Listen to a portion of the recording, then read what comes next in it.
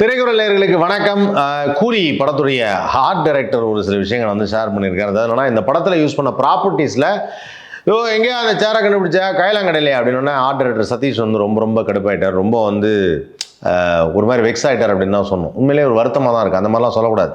இதில் ஒருத்தர் கேட்டார், அந்த சேரோட ஃபோட்டோ போட்டு இல்லை, இந்த சேருக்கு நீங்கள் இந்த மீமை நீங்கள் பார்த்துருப்பீங்க, இந்த சேருக்கு எதுக்கு ஆம் ரெஸ்ட்டு, இது எரிக்கிறது தானே. இப்போ நான் உங்களுக்கு வந்து ஒரு விஷயத்த சொல்கிறேன். மனிதனுக்கு பிறப்பு அப்படிங்கிறதும் இறப்பு அப்படிங்கிறதும் இயல்பாக இருக்கிற ஒரு விஷயம். ஒரு மனிதன் பிறந்த போது கொண்டாடுறாங்க, இறந்த போது வந்து ரொம்ப வருத்தப்படுறாங்க. ஒரு மனிதன் இறக்கும் பொழுது அடுத்த செகண்டே என்ன சொல்கிறாங்க அப்படின்னா, பாடி எப்போ சார் எடுக்கிறீங்கன்னு கேட்குறாங்க. முதல் நாள் வரைக்கும் அவர் பேரை சொல்லுவாங்க, அடுத்த நாள் வந்து பாடி எப்போ சார் எடுக்கிறீங்கிறாங்க. இந்த பாடி எப்போ எடுக்கிறீங்கன்னு சொல்லும்போது, இப்போ நான் கேட்குறேன், சேருக்கு எதுக்கு ஆம் ரெஸ்ட்டுன்னு கேட்டிங்க இல்லையா. ஒரு பாடியில் வந்து இந்த டெட் பாடி வைக்கிற பாக்ஸ் இருக்கும், அந்த பாக்ஸில் தான் வச்சுருப்பாங்க. முன்னாடியெல்லாம் வந்து அந்த பாக்ஸில் வந்து இந்த தலைக்கு முட்டு கொடுக்கறது, இப்படியே தலைவாணி மாதிரி இப்படி மேலே முட்டு கொடுக்கறதுன்னு இருக்காது. ஆனால் இப்போல்லாம் இருக்குது. ஏன் காரணம் என்ன தெரியுமா? அவர் இறந்துட்டாருங்கிறதுனால அது வெறும் உடம்பு கிடையாது. நம்ம எப்படி உயிரோடு இருக்கோமோ அப்போ தலைவாணி வச்சுட்டு இப்படி ரேஸ் பண்ணி இப்படி படுத்துங்கன்னு சொன்னோமோ அந்த மாதிரி ஒரு மரியாதை. அதை சும்மா அப்படி கடத்த முடியாது. அது மாதிரி இந்த படத்தில் வந்து ஒரு சயின்டிஸ்டாக அவர் கண்டுபிடிச்சிருக்காரு அப்படின்னா, ஃபஸ்ட்டு நீங்கள் ஷார்ட்டை நோட் பண்ணலாம். நாயை வச்சு எரிக்கும் போதும் ஆட்டை வச்சு இது பண்ணும்போதும் அந்த இடத்துல ஆம்ரெஸ்ட் இருக்காது. அது சாதாரண சேர். அவர் ஒரு சயின்டிஸ்ட் கண்டுபிடிக்கும் போது அந்த சேரை கண்டுபிடிச்சிட்டு அதில் வந்து ஒரு ஆம்ரெஸ்ட் வைக்கிறார். ஏன்னா மனிதங்களை தான் வச்சு எரிக்க போகிறோன்னு சொல்லிட்டாங்க, அதனால் ஆம்ரெஸ்ட் வைக்கிறார். இதெல்லாம் வந்து ஒரு கண்டுபிடிச்சவங்களுடைய மனசாட்சிக்கும் அது அவங்களுடைய பர்சனலாக இருக்கக்கூடிய ஒரு விஷயம். அதை போய் ரொம்ப போட்டு நோண்டி இல்லை இதுக்கு எதுக்கு ஆம்ரெஸ்ட்டு, இதெல்லாம் எங்கள் காயலாங்கடலை எடுத்தேன் இப்படிலாம் வந்து ஹர்ட்டிங்காக சொல்லக்கூடாது. ஒரு ஆர்ட் டைரக்டரோட வேலை எவ்வளோ கஷ்டம் தெரியுமாங்க. ஒரு செட்டில் வந்து ஒரு ஷாட் எடுக்கிறாங்க அப்படின்னா அதுக்கான ப்ராப்பர்ட்டிஸ் ரெடி பண்ணணும். அது ஒரு காலியான இடமா இருக்கும். இந்த காலியான இடத்த மாற்றணும். அது ஒரு ஹாலாக மாற்றணும், அது ஒரு பெரிய செட்டிநாடு வீடாக மாற்றணும், அது வந்து ஒரு பெரிய ஒரு பெட்ரூம் சீன்னா பெட்ரூமாக மாற்றணும், இல்லை அது டெத் சீன்னா டெத் சீனுக்கு உண்டான ப்ராப்பர்ட்டிஸ்லாம் வைக்கணும், இல்லை ஃபைட்டுக்கு வைக்கணும் சார்னா அங்கே எல்லாம் அடிக்க வைக்கணும். சார் இது வந்து வில்லன் இருக்கிற வீடு சார், ஒரு மாதிரி கள்ளக்கடத்தலாம் பண்ணுற வீடுனா அதுக்கு தகுந்த மாதிரி வைக்கணும். இது எவ்வளோ டஃப்னு தெரியுமா? அது அவ்வளோ சாதாரணமான விஷயம் இல்லை. ஸோ ஒரு ஆர்ட் டைரக்டர் பாயிண்ட் ஆஃப் வியூவில் அவருக்கு இது மனசில் ரொம்ப பாதிப்பை ஏற்படுத்தியிருக்கு. அதை வந்து நிறைய பேர் இந்த மாதிரி மீம்ஸ் போடுறவங்க அதெல்லாம் கேட்டிருக்காங்க. அது ரொம்ப கஷ்டமாக வந்திருக்கு. உண்மையிலே நமது மீம்ஸ் போட்டவங்க மத்தியிலேருந்து நான் அந்த ஆர்ட் டைரக்டருக்கு சாரி சார், அந்த மாதிரி பசங்களாம் ரொம்ப ஹர்ட் பண்ணிட்டாங்க, ஏன்னா எல்லாருமே இந்த யூடியூப்பில் இருக்க நம்ம பசங்க தான் ஹர்ட் பண்ணிட்டாங்க அப்படிங்கிறத பகிரங்கமாக தெரிவிச்சுக்கிறேன். அது மாதிரி சொல்லக்கூடாது, அந்த மாதிரி கேட்கக்கூடாது. கேட்கலாம், சார் எதுக்கு சார் இந்த சேர்லாம் கண்டுபிடிச்சிங்கன்னு கேட்கலாம். இதெல்லாம் என்ன காயலாங்கடலாம் எடுத்தேன்னு கேட்கக்கூடாது, அந்த மாதிரி கேட்கக்கூடாது, அது தப்பு. அவெல்லாம் வந்து ரொம்ப கஷ்டப்படுறாங்க, ரொம்ப கஷ்டப்பட்டு சில ப்ராப்பர்ட்டிஸை உருவாக்குறாங்க. இந்த ப்ராப்பர்ட்டிஸ் உருவாக்குறதுலாம் அவ்வளோ சாதாரண விஷயம் கிடையாது.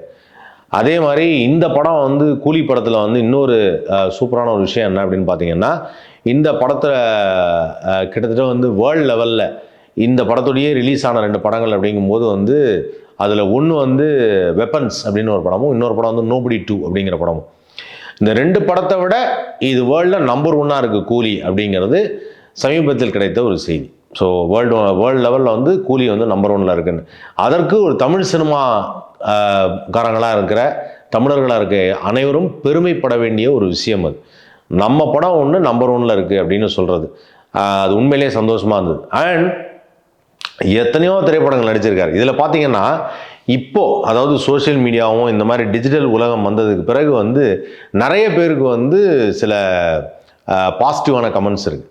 ஃபார் எக்ஸாம்பிள் நாகார்ஜுனா வந்து நிறைய படங்கள் பண்ணியிருக்காரு, வெரி சார்மிங் ஹீரோ. அவர் வந்து இதுக்கு முன்னாடி நாட்டுக்கு ஒரு நல்லவன் படத்தில் ஒரு சின்ன ரோல் ஒன்று பண்ணியிருந்தார் அப்படின்னு சொன்னார், சூப்பர் ஸ்டாரே சொன்னார்.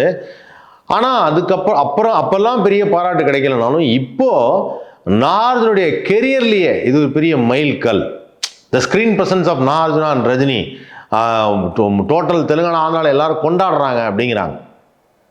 அது ரொம்ப முக்கியமான ஒரு விஷயம். And that is very very happy. Nagarjuna வந்து அவ்வளோ சந்தோஷமாக இருக்கார். ஸோ இந்த படம் வந்து எனக்கு ரொம்ப பெரிய ஒரு பேரை வாங்கி கொடுத்துச்சு. எத்தனையோ படங்கள் அவர் நடிச்சிருக்கார். இது வரைக்கும் இந்த படத்தில் வந்து ஒரு வில்லனாக தான் நடிச்சிருக்கார். ஒரு வில்லனாக நடித்தவருக்கு நல்ல பேர் கிடச்சிருக்கு, எங்களால் ஸ்க்ரீன் ப்ரெசன்ஸ் கிடச்சிருக்கு அப்படிங்கிற அவரும் ஹாப்பி, மக்களும் ஹாப்பி. இப்போ சிரஞ்சீவி சாரும் ரஜினி சாரும் வந்து ஆல்ரெடி ராணுவ வீரன் படத்தில் நடிச்சிருக்காங்க. இப்போ மாப்பிள்ளை படத்தில் ஒரு சீன் வருவாங்க. இப்போ ஒருவேளை வந்து சிரஞ்சீவியும் ரஜினி சாரும் வந்து சேர்ந்து நடிச்சாங்கன்னா மாசாக இருக்கும். ஏன்னா இப்போ சோஷியல் மீடியாவில் எல்லாரும் அதை பேசுகிறாங்க. What a thing Chiru and Rajini sir அப்படின்னு சொல்லி. ஸோ அங்கே ஒரு மிகப்பெரிய மெகாஸ்டார் வந்து பெரிய லெவல் ஆந்திராவில், இங்கே சூப்பர் ஸ்டார் பெரிய லெவல். இவங்க 2 பேரும் சேர்ந்து நடித்தா ரொம்ப நல்லா இருக்கும். இதெல்லாம் இப்போ சோஷியல் மீடியாவில் போட்டால் இன்னும் சூப்பராக இருக்கும். ஸோ இப்போ அந்த சந்தோஷமான விஷயத்தை வந்து நான் ஷேர் பண்ணிக்கிறது மனசுக்கு ரொம்ப ரொம்ப சந்தோஷமாக இருக்குது, நெகிழ்ச்சியாக இருக்குது. அண்ட் அதே சமயத்தில் இந்த படத்துடைய கலெக்ஷன் அப்படிங்கிறது நான் ஏற்கனவே சொன்ன மாதிரி 400 கோடியை தாண்டிடுச்சு. இன்னும் 400 கோடியை தாண்டிடுச்சு. இன்னும் மேலும் என்னென்ன கலெக்ஷன் வந்திருக்குங்கிறதையும் அடுத்தடுத்த நாட்களில் உங்கள்கிட்ட நாங்கள் தெரிவிக்கிறோம். அண்ட் கூலி படம் வந்து அமெரிக்காவில் பிக்கெஸ்ட் ஹிட்டு 2.0க்கு அப்புறம் பெரிய இடத்த பிடிச்சிருக்கு நம்மளுடைய கூலி படம். ஸோ இந்த கூலி படம் வந்து அமெரிக்காவில் மிகப்பெரிய ஹிட்டுங்கிறது ரொம்ப முக்கியமான ஒரு விஷயம். ஏன்னா அமெரிக்காவில் வந்து மொத்தமாக தமிழர்களே வந்து ஒரு 3 லட்சம் 5 லட்சம் பேர் தான் இருப்பாங்க. அங்கே டாலர்ஸ் கணக்கில் தான் டிக்கெட். இப்போ எப்படின்னா $1 அப்படின்னாவே 87 ரூபா கிட்ட. ஸோ அங்கே வந்து எனக்கு தெரிஞ்ச சூப்பர் ஸ்டாரோடைய படங்கள் வந்து $23-25 விற்றுருக்கு. ஸோ $25 நல்ல சேல்ஸ். அதாவது ஏற்கனவே சொல்லியிருக்கேன், ஒரு டாம் குரூஸ் படத்தை விட அதிகமாக காசு கொடுத்து டிக்கெட் வாங்கினது சூப்பர் ஸ்டார் படத்துக்கு தான் அப்படின்னு சொல்லி, அதனால் வந்து 2.0 விட நம்பர் 1 இடத்துல இருக்க கூலி அப்படிங்கிறது இன்னும் சந்தோஷமான ஒரு விஷயம். வேர்ல்டில் பல கண்ட்ரீஸில் இன்னும் ஜப்பானை பற்றின சரியான ரிசல்ட் வரல. பட் ஜப்பான்லேயும் இந்த படம் ஒரு மாபெரும் வெற்றி தான் அப்படின்னு நினைக்கிறேன். ஏன்னா ஜப்பானில் வந்து சூப்பர் ஸ்டாரோட ஃபேன்ஸ் அவ்வளோ பேர் இருக்காங்க. சரி, ஒரு மொழி தெரியாத, மொழியில் வேறுபட்டு இருக்கக்கூடிய ஜப்பானில், அதாவது இதெல்லாம் எப்படி சொல்லுவேன்னா, நமக்கே ஜாக்கி சானை பிடிக்குது அப்படின்வாங்கல்ல, அது மாதிரி ஜாக்கி சானை பிடிச்ச மாதிரி அவங்களுக்கு சூப்பர் ஸ்டார் பிடிக்குது. இந்த பக்கம் ஜாக்கி சான் படம்லாம் நம்ம அவ்வளோ ஓட வச்சுருக்கோம், அந்த பக்கம் அதுக்கு பதிலாக அவங்க சூப்பர் ஸ்டார் படத்தை பயங்கரமாக ஓட வச்சுருக்காங்க, பயங்கரமாக என்ஜாய் பண்ணுறாங்க. நான் ஏற்கனவே சொன்ன மாதிரி அவங்க வந்து இந்த பஸ்ஸெல்லாம் ரெடி பண்ணி ஸ்டிக்கரிங்லாம் போட்டு அது மாதிரிலாம் பண்ணுறாங்க. அண்ட் அதில் ஒருத்தர் ஆட்டோ வேறு ஓட்டிகிட்டு இருக்காரு ஜப்பானில். ஸோ அவங்களாம் diehard fans of super star Rajinikanth. So அது ரொம்ப மனசுக்கு ரொம்ப ரொம்ப மகிழ்ச்சியாக இருக்குது. ஸோ கூலி படம் வந்து ஒரு மிகப்பெரிய வரவேற்பு பெற்றிருக்குங்கிறதும், அண்ட் இந்த படம் வந்து உலக அரங்கில் நிறைய இடத்துல பேசப்படுதுங்கிறதும் மனசுக்கு ரொம்ப சந்தோஷமான ஒரு விஷயமா இருக்குது. இதெல்லாம் ஏன் சந்தோஷமாக இருக்குது அப்படின்னா, நீ வந்து சூப்பர் ஸ்டார் ரஜினி ஃபேன் அதனால தான் சொல்கிறேன் அப்படின்னு நினைக்காதீங்க. இது மாதிரி நடக்கும்போது தான் நம்ம தமிழ் சினிமா இன்னும் வளரும். நல்ல தயாரிப்பாளர்கள் வருவாங்க, நல்ல இயக்குநர்கள் வருவாங்க, நிறைய படங்கள் எடுப்பாங்க. நம்மளும் லார்ஜர் தென் லைஃப்னு பிக்கர் படங்கள்லாம் எடுக்க முடியும்.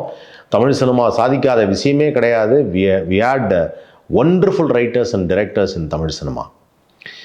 ஆல் இண்டியாவே கொண்டாடுற மணிரத்னம் அவர் தமிழ்நாட்டை சேர்ந்தவர் தான். உலகமே போற்றுகிற இசையமைப்பாளர் ஏஆர் ரஹ்மான் அவர் தமிழ்நாட்டை சேர்ந்தவர் தான். இவர் மியூசிக்கை பற்றி நாங்கள் ஆராய்ச்சியே பண்ணணும்னு சொல்கிறாங்களே, இங்கேருந்து நேராக போயிட்டு சிம்பனி பண்ணிட்டு வந்திருக்கிறாரு மியூசிக் டைரக்டர், அவர் தமிழ்நாட்டை சேர்ந்தவர் தான். இன்னைக்கு வேர்ல்டில் 75 இயர்ஸில் ஒரு ஹீரோவாக தன்னிச்சு அப்படி வந்து மாசாக காட்டி ஒரு ஆக்ஷன் படம் நடிக்க முடியும்னு ப்ரூவ் பண்ணுறாரு சூப்பர் ஸ்டார் ரஜினிகாந்த், அவரும் தமிழ்நாட்டை சேர்ந்தவர் தான். ஸோ இவங்க எல்லாருமே சவுத் இந்தியா சேர்ந்தவங்க. அப்படிப்பட்ட நபர்கள்லாம் வச்சுக்கிட்டு நாம இந்நேரம் வேற லெவலுக்கு வந்திருக்கணும். பல டைரக்டர்ஸ் கேட்குறாங்க, பல ப்ரொடியூசர்ஸ் வந்து நார்த் இந்தியாவில் பார்க்குறாங்க. இன்றைக்கும் சொல்கிறாங்க, வெற்றிமாறன் மாதிரி எப்படி படம் எடுக்கிறது அப்படின்னு அவங்க யோசிக்கிறாங்க. தமிழ்நாட்டில் இருக்காரு அட்லி, தமிழ்நாட்டிலேருந்து போய் இந்தியில் கலக்கி நம்பர் 1க்கு வந்து இன்னைக்கு பாருங்கள் அல்லு அர்ஜுனை வச்சு பெரிய லெவலில் ஒரு ப்ராஜெக்ட் பண்ணுறாரு அட்லி, தமிழ்நாட்டை சேர்ந்தவர். அவ்வளவு ஏன் top most cameramens of Bollywood industry அப்படின் போது நட்டி, ஆக்டர் நட்டி அவர் டாப் மோஸ்ட் கேமராமேன். திரு, ரவி கே சந்திரன், மணிகண்டன், இவங்க எல்லாரும் தமிழ்நாட்டை சேர்ந்தவங்க தான். இப்படி தமிழ்நாட்டில் we have the finest cameraman, finest editor, one of the wonderful editor. பீலனின் விடி விஜயன் 2 பேர் இருந்தாங்க. அதாவது மாஸ் எடிட்டிங், ஒரு படத்தை எப்படி கொடுத்தாலும் கட் பண்ணி கொடுத்துருவாங்க சொன்னாங்க. அப்படிப்பட்ட எடிட்டர்ஸ் தமிழ்நாட்டை சேர்ந்தவங்க தான். இப்படி தமிழ்நாட்டை சேர்ந்தவங்களில் எடிட்டராக இருக்கட்டும், ப்ரொடியூசராக இருக்கட்டும், டைரக்டராக இருக்கட்டும், நடிகராக இருக்கட்டும், மியூசிக் டைரக்டராக இருக்கட்டும், ஒரு ஃபைட் மாஸ்டர் அனல் அரசு, பீட்டர் ஹெயின், இந்த பக்கம் அன்பறிவு, சூப்பர் சுப்ராயன், இவங்க எல்லாரும் தமிழ்நாட்டை சேர்ந்தவங்க தான். They do wonders in film. எத்தனை தெலுங்கு படங்கள், எத்தனை இந்தி படங்கள் ஒர்க் பண்ணியிருக்காங்க. இவங்கெல்லாம் தமிழ்நாட்டை சேர்ந்தவங்க தான். இப்படி தமிழ்நாட்டில் நம்ம மிகச்சிறந்த கலைஞர்கள்லாம் வச்சுக்கிட்டு இன்னும் ஏன் மேலே வர முடியலன்னா இந்த மாதிரி நெகட்டிவ் ரிவ்யூஸும் தப்பாக பேசுறதும் தான் காரணம். உலகம் போற்றும் உலகநாயகன் சொல்ற உலகநாயகன் கமல்ஹாசன் அவரும் தமிழ்நாட்டை சேர்ந்தவர் தான். இவங்க எல்லாரும் தமிழ்நாட்டில் தான் இருக்கிறாங்க. உடனே வந்து சூப்பர் ஸ்டார் தமிழ்நாடு இல்லையா கர்நாடகாங்காதீங்க. இப்போ சொல்கிறேன், சூப்பர் ஸ்டாருக்கு உடம்பு சரியில்லாதப்போ கண்ணா நான் வந்து இந்த மாதிரி உங்களுக்காக என்ன செஞ்சேன், நான் இந்த மாதிரி ட்ரீட்மெண்ட் போகிறேன், திரும்பி வந்துடுவேன் அப்படின்னு சொன்னார். தமிழில் தானே பேசினார், கன்னடத்தில் பேசினார். ஏன்? தமிழ் ரசிகர்கள், என்னை வாழ வைக்கும் தமிழ் ரசிகர் பெருமக்களை அப்படின்னு சொல்லுவார். என்னை வாழ வைக்கும் கன்னட மக்களை நான் சொன்னார். இல்லையே, பிறந்திருக்கலாம், வாழ்ந்தது, தனக்கு வாழ்க்கையை கொடுத்தது தமிழ்நாடுங்கிறத அவர் உணர்றாரு. இப்படிப்பட்ட மகத்தான ஆர்டிஸ்ட் ஏன் இவ்வளோ பேர் சொல்லும்போது அவர் எங்கேயாவது வந்து நம்ம தான் பேன் இண்டியா லெவலில் நல்லா படம் பண்ணுறோமே, நம்ம அப்படியே இந்த மாதிரி நம்ம தமிழ்நாட்டை சேர்ந்தவங்கள வேற ஒரு ஸ்டார்னு சொல்லிக்க ஆசைப்படுறாரா என்ன? ஒரு நல்ல படம், சூப்பர் ஹிட் படம், இல்லை நான் சுமாரான படம் தான் இந்த தடவை கொடுத்துருக்கேன், அடுத்த தடவை நல்ல படம் கொடுக்குறேன், எல்லாமே இந்த ஊருக்காக தான் செய்கிறார்.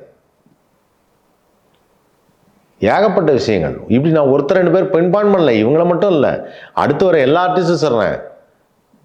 எந்த ஆர்டிஸ்ட்டும் போய் ரேஸில் கலந்துக்கிட்டு ஜெயிச்சுட்டுலாம் வரல.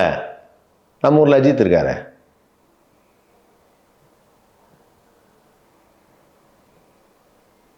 நிறைய பேர் இருக்காங்க இந்த ஊரில். இன்டர்நேஷ்னல் லெவல் ரீச் ஆகிறதுக்கும் சரி, வேறு லெவலில் பர்ஃபார்ம் பண்ணுறதுக்கும் சரி, கமர்ஷியலாக ஹிட்டு கொடுக்கறதுக்கும் சரி, we have lots of heroes, lots of directors, lots of music directors in Tamil film industry. அதை நாம் வளர்க்க வேண்டுமெனில் நெகட்டிவாக எதையும் சொல்லாமல் பாசிட்டிவாக சொல்லி எல்லாரையும் கொண்டாடுறோம். கண்டிப்பாக அடுத்த 5 வருஷத்தில் நாம் உலக அரங்கில் வேறு லெவலில் நிற்கணும். அதுதான் என்னுடைய ஒரே ஆசை. எப்படி ஒரு இந்தி படத்தை பார்த்து சொல்கிறாங்களோ நாங்கள்லாம் ஆல் இண்டியா லெவலில் பண்ணுறோம் அப்படின்னு, அந்த மாதிரி தமிழ் படம் ஒவ்வொன்றும் ஆல் இண்டியா லெவலில் பிச்சு உதறணும். உலகத்தில் உள்ள எல்லா மூலையிலையும் அவங்க யார் நம்மன்னு தெரிஞ்சுக்கணும். தமிழ் ஃபிலிம்ஸ்னால் நடுங்கணும். தமிழ் படம் ரிலீஸ் ஆகுதுன்னா மற்ற படம் ரிலீஸ் பண்ண வேண்டாம், கொஞ்சம் வெயிட் பண்ணுங்கன்னு சொல்லணும். அவன் பெரிய ஹீரோ ஒன்று பண்ணியிருக்காங்க, பெரிய பட்ஜெட்டில் ஒன்று பண்ணியிருக்காங்க, அவன் வேறு மாதிரி ஸ்டோரி பண்ணுறாங்கன்னு சொல்லணும். அது எப்போ சொல்லுவாங்க? நாம் நம்மளை மதித்தாதான். அதனால தான் சொல்கிறேன், அதை மட்டும் பார்த்து ஒவ்வொரு வீடியோலையும் இதை சொல்கிறேன்னு தயவுசெய்து என் மேலே கடுப்பாயிடாதீங்க, கோச்சுக்காதீங்க. நான் சொல்கிறது நம்மளுடைய நன்மைக்காக தான். Please and thank you so much. தொடர்ந்து பாருங்கள், திரைக்குறள் லைக் பண்ணுங்கள், ஷேர் பண்ணுங்கள், சப்ஸ்கிரைப் பண்ணுங்கள். நன்றி.